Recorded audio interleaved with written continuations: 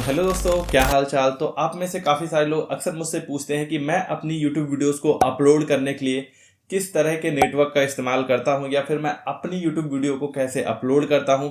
जैसा कि आप सभी लोगों को पता ही है कि मैं जो अपनी वीडियोस है उसे कैमरे के थ्रू रिकॉर्ड करता हूं और अपने लैपटॉप के साथ उसे एडिट करता हूं। ऐसे में जो मेरी वीडियो की फाइल साइज है वो काफ़ी ज़्यादा बड़ी हो जाती है। अब इतनी बड़ी फाइल साइज को मोबाइल नेटवर्क के थ्रू अपलोड करना तो बहुत ही ज़्यादा हेडेक भरा काम हो जाता है। ऐसे में दोस्तों मैं यहाँ पर वाईफाई कनेक्शन का यूज करता हूँ। सो आज की इस वीडियो में मैं आप सभी लोगों को इसी बारे में बताने वाला हूँ कि अगर आप भी एक क्रिएटर हैं या फिर यूट्यूबर हैं तो आपको किस तरह का इंटरनेट कनेक्शन अपने लिए करवाना चाहिए। आज के टाइम पे मेनली दो टाइप की सर्विसेज अवेलेबल हैं, जिसमें एक फाइबर ऑप्टिकल केबल्स होती हैं और दूसरी होती है एयर फाइबर, जहां पर आपको किसी भी तरह का कोई भी केबल देखने को नहीं मिलता है। सारी चीजें टोटली वायरलेस होती हैं।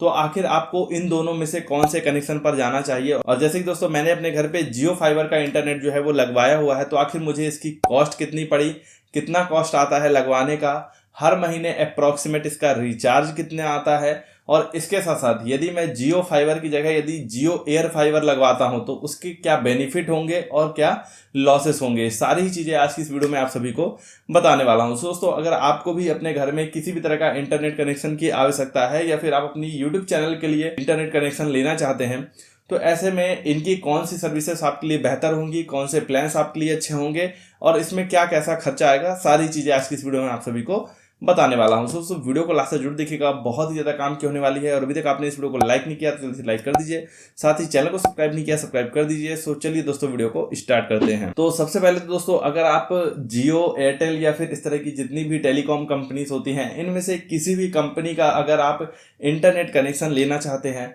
तो आपको यहाँ पर कुछ भी नहीं करना है। घर बैठे ही आपको सिंपली गूगल पर चले जाना है और इनकी कंपनी के नाम के साथ आपको फाइबर कनेक्शन लिख के जस्ट एज सर्च कर देना है।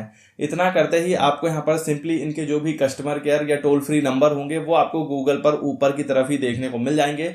डायरेक्टली आप उस नंबर पर कॉल करके सारी चीज़ें जो है वो डिटेल में समझ सकते हैं और उसके बाद जो भी सर्विसेज आप लेना चाहते हैं वो सर्विसेज आप यहाँ पर बुक कर सकते हैं। मेनली यहाँ पर दोस्तों अगर सबसे पहले मैं बात करूँ जियो फाइबर की, तो जियो फाइबर में आपको यहाँ पर बेसिकली दो तरह के कनेक्शन जो है वो देखने को मिलता है। एक होता है प्रीपेड और एक होता है पोस्टपेड। प्रीपेड कनेक्शन में दोस्तों होता यह है कि आपको इंटरनेट कनेक्शन खुद से लगवाना होता है, उसके लिए जो भी सामग्रियां लगती हैं उसके लिए आपको खुद से पे करना होता है और उसके बाद आप जिस तरह से रिचार्ज करवाते रहेंगे उस हिसाब से आपका जो कनेक्शन है वो चालू रहेगा। अगर आप रिचार्ज नहीं करवाते हैं तो आपका कनेक्शन बंद हो जाएगा। ये होता है प्रीपेड के केस में। पोस्ट पेड के केस में ये होता है कि यहाँ पर राउटर वगैरह और जो भी चीजें होती हैं वो आपको कंपनी की तरफ से फ्री ऑफ कॉस्ट मिलती है। कनेक्शन लगवाने का आपको कोई भी चार्ज यहाँ पर नहीं देना होता है, आपको यहाँ पर केवल और केवल रिचार्ज का पैसा देना होता है। लेकिन पोस्ट पेड के केस में खासियत ये होती है कि अगर आप रिचार्ज नहीं भी करवाते हैं तब भी जो आपकी सर्विसेज हैं वो जारी रहती हैं। यानी अगर आप सर्विसेज को बंद करवाना चाहते हैं तो आपको डायरेक्ट अपना कनेक्शन ही बंद करवाना होगा। पोस्ट पेड कनेक्शन में आपको हर महीने रेगुलर एक बिल आता रहेगा जिसको आपको पे करना होगा। इसके अलावा दोस्तों अगर आप यहाँ पर जियो एयर फाइबर की तरफ जाते हैं, यहाँ पर केबल वगैरह तो ऐड नहीं होती है, बस आपके घर में जो है वो कुछ चीजें ऐड की जाती हैं कंपनी की तरफ से, जो कि आपके एरिया के नेटवर्क से जो भी डाटा की स्पीड होती है वो लाकर आपके इंटरनेट कनेक्शन के रूप में आपको प्रोवाइड करता है। तो यहाँ पर जो इसके प्लान है वो थोड़ी कॉस्टली होते हैं जियो फाइबर के मुकाबले में। जो जियो एयर फाइबर है वो थोड़ी महंगा होता है और जो भी इक्विपमेंट आपके घर में लगाए जाते हैं उनके चार्जेस भी ज़्यादा होते हैं, क्योंकि वो फाइबर के मुकाबले में थोड़ी महंगे पड़ते हैं। क्योंकि फाइबर केबल तो ऑलमोस्ट आज के टाइम पर हर जगह हर कॉलोनी में कंपनी की तरफ से खुद ही जो है वो बिछा दिए गए हैं। लेकिन यहाँ पर ये जो नया एयर फाइबर वाला सिस्टम है ये अभी क्योंकि इसमें नए इक्विपमेंट का इस्तेमाल हो रहा है इसलिए ये जियो फाइबर के मुकाबले में थोड़ा ज़्यादा कॉस्टली पड़ता है। तो अब हम थोड़ा सा बात कर लेते हैं कि जियो फाइबर और जियो एयर फाइबर में क्या अंतर है, दोनों के अपने क्या बेनिफिट हैं, दोनों के अपने क्या लॉसेस हैं। सबसे पहली बात तो ये जियो जो नॉर्मल जियो फाइबर होता है इसमें जो केबल होती है, केबल के थ्रू आपको इंटरनेट सर्विस मिलती है, जिसमें अगर आप अपने इंटरनेट सर्विस की फुल स्पीड को एक्सेस करना चाहते हैं तो आप डायरेक्टली उस केबल को अपने किसी भी डिवाइस में डायरेक्टली कनेक्ट करके आप उसकी फुल स्पीड को भी इस्तेमाल कर सकते हैं। इसके अलावा वाईफाई राउटर के थ्रू आप अलग अलग डिवाइस में वायरलेसली भी उसको कनेक्ट कर सकते हैं। तो यहाँ पर आपको दो बेनिफिट देखने को मिलते हैं जियो फाइबर के साथ, जिसमें आप उसको केबल के थ्रू भी कनेक्ट कर सकते हैं और वायरलेसली भी कनेक्ट कर सकते हैं। अब क्योंकि यहाँ पर ये जो इंटरनेट स्पीड है वो आपको डायरेक्टली फाइबर केबल के थ्रू एक कनेक्शन मिलता है, इसलिए इसकी स्पीड जो है वो काफ़ी ज़्यादा होती है, एक्यूरेट होती है और मोस्टली केसेस में आप जो भी कनेक्शन लेते हैं आपको वही स्पीड देखने को मिलती है आपके वाईफाई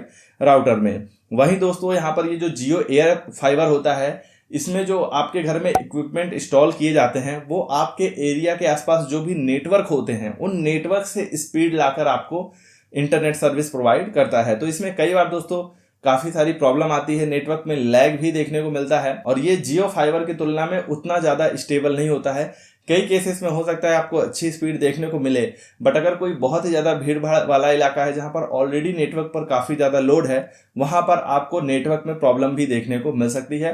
ये जितने भी MBPS का आपने प्लान लिया है हो सकता है आपको उतनी स्पीड ना देखने को मिले, उससे कम देखने को मिले। जिस तरह जियो फाइबर में आपको केबल के थ्रू ही इंटरनेट सर्विस मिलती है, अगर केबल में कोई भी तरह की प्रॉब्लम होती है, कहीं से भी केबल कट जाता है, टूट जाता है, तो यहाँ पर जो आपकी सर्विसेज हैं वो यहाँ पर रुक जाती हैं और जब तक वो रिपेयर नहीं होगा तब तक आपको सर्विस वापस से कंटिन्यू नहीं मिलेगी। लेकिन जियो एयर फाइबर के केस में इस तरह की कोई भी केबल वगैरह या तार यूज नहीं होती है, जिसकी वजह से आपको वायरलेसली जो भी आपने कनेक्शन करवाया है उसमें आपको लगातार जो इंटरनेट स्पीड है वो मिलती रहती है। वहाँ पर वायर का कोई भी झंझट नहीं होता है। मान लीजिए आप किसी ऐसे इलाके में रहते हैं जहाँ पर मौसम काफ़ी ख़राब रहता है या वहाँ पर जो भी जगह है वो समतल नहीं है, काफ़ी ज़्यादा पहाड़ी एरिया है, नदी वाला इलाका है, तो ऐसी जगहों में यदि आप केबल के थ्रू इंटरनेट लेते हैं तो वहाँ पर आपको काफ़ी दिक्कतें देखने को मिल सकती है। लेकिन जियो एयर फाइबर के थ्रू यदि आपने ऐसा कोई कनेक्शन लिया है तो वहाँ पर आपको ऐसी कोई भी झंझट नहीं आएगी। जो भी कनेक्शन आप लेंगे वो आपको यहाँ पर जो है वो इंटरनेट उसके थ्रू आपको मिलता रहेगा। तो बेसिकली यदि दोस्तों मैं यहाँ पर अगर आपको एक कंक्लूजन दूँ तो जो भी लोग नॉर्मल इलाके में रहते हैं जहाँ पर इतना ज़्यादा टेरेन जो है वो इतना डिफिकल्ट नहीं है, अगर आप एक सिटी टाइप के एरिया में रहते हैं वहां पर आप जियो फाइबर लगवा सकते हैं। आपको कोई भी दिक्कत नहीं आने वाली है, आपको एक अच्छी स्टेबल स्पीड भी मिलेगी और आपको इसके लिए प्राइस भी कम पे करना होगा। लेकिन वहीं इसके उलट यदि आप जंगल टाइप के एरिया में रहते हो, पहाड़ टाइप के एरिया में रहते हो या ऐसी जगहों में रहते हो जहां पर इंफ्रास्ट्रक्चर इतना स्ट्रांग नहीं है, यदि वहां पर केबल के थ्रू इंटरनेट पहुंचाया भी जाता है तो उसमें कई सारी समस्याएं आ सकती हैं, उस केस में आप यहाँ पर जियो एयर फाइबर की तरफ जा सकते हैं जहां पर आपको एक स्टेबल इंटरनेट मिलेगा उस केस में, और वहां पर आपको केबल वाली भी कोई भी झंझट नहीं होगी। जैसे ही आप कनेक्शन करवाएंगे जो इंटरनेट स्पीड है वो आपको यहाँ पर मिलती रहेगी। दोनों के ही अपने अलग इस्तेमाल है और अलग अलग टाइप के लिए दोनों ही चीज़ें जो है वो बनाई गई हैं। अब बात करते हैं कि यहाँ पर मैं कौन सा प्लान यूज करता हूँ और कितनी मुझे स्पीड मिलती है। तो यहाँ पर देखिए दोस्तों, मैंने जो प्लान ले रखा है वो यहाँ पर मैंने 30 MBPS का प्लान ले रखा है। तो बेसिकली दोस्तों यहाँ पर जो 30 MBPS होता है ये 30 मेगा बिट होता है। लेकिन हम लोग जो नॉर्मली मोबाइल में कोई भी फाइल देखते हैं या डाउनलोड करते हैं वो मेगा बाइट के केस में होती है।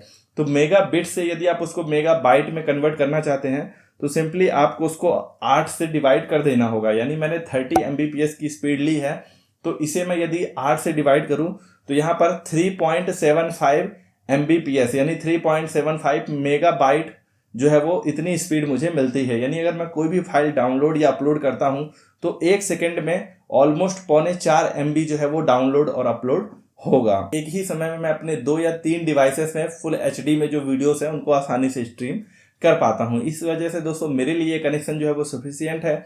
यदि मैं चाहता हूं इससे ज़्यादा अपग्रेड करना तो जाहिर सी बात है मैं उसके लिए अलग से रिचार्ज करवा के इससे ऊपर भी अपग्रेड कर सकता हूं। सो आई होप दोस्तों वीडियो आपको इन्फॉर्मेटिव लगा होगा। जानकारी कैसी लगी मुझे जरूर बताएं। अच्छी लगी हो तो लाइक कर दीजिए, चैनल को सब्सक्राइब नहीं किया सब्सक्राइब कर दीजिए। मिलते हैं अपनी नेक्स्ट वीडियो में, तब तक के लिए goodbye and take care.